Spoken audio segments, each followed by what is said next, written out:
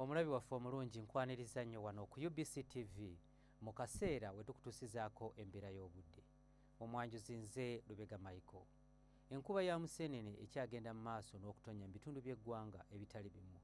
Era bwe tutunulira ku bifaananyi ebyo ebikubiddwa ku ssemazinga wa Africa, bitulaga ng'omukuubo gw'enkuba gwongedde okusaasaanira amasekkati ga ssemazinga wa Africa, ekireeseewo enkuba okutonya wano na wali mu bitundu by'eggwanga ebitali bimu.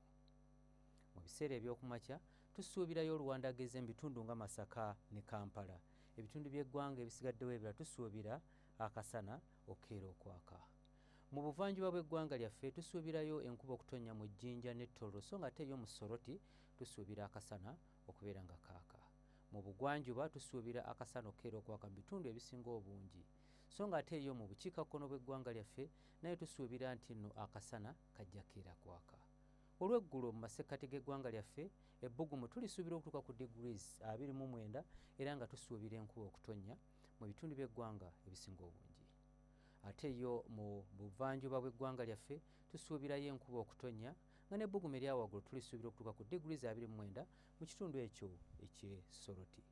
Yo mu bugwanjuba bw'eggwanga lyaffe ebitundu ebisinga obungi tusuubira enkuba okutonya n'okusingira ddala mu kitundu ekyo eky'e Kasese nga n'ebbugumu erya waggulu lijja kutuuka ku degrees 29, kyokka ate yo mu Kabaale ebbugumu erya waggulu tulisuubira okutuuka ku degrees 24.